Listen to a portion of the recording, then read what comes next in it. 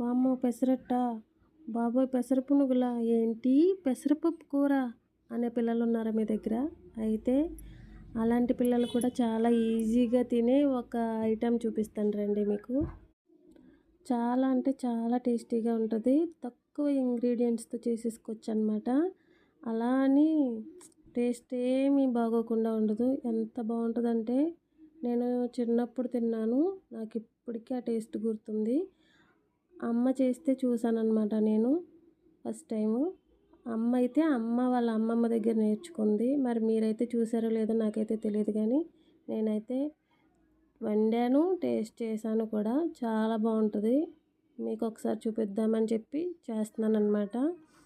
First అయితే మనం పెసరట్టు కొంచెం దళసరిగా వేసేసుకొని పక్కన పెట్టుకుందాం. ముక్కలు ముక్కలుగా కట్ చేసుకోవాలి చిన్న చిన్న పీసెస్‌గా.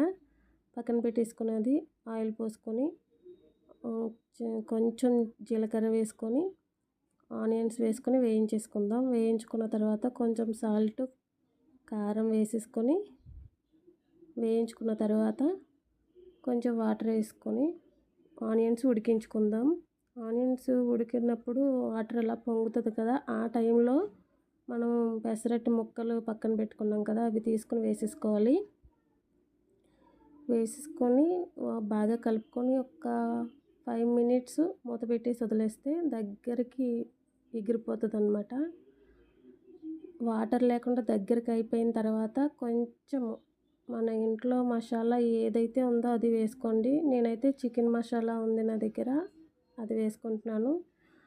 మనం ఇంట్లో చేసుకున్నదైనా వేసుకోవచ్చు. అది వేసేసుకొని కొంచెం దగ్గరకు అయిపోయిన తర్వాత దించేసుకోవడమే అంతే. చాలా టేస్టీగా ఉంటుంది.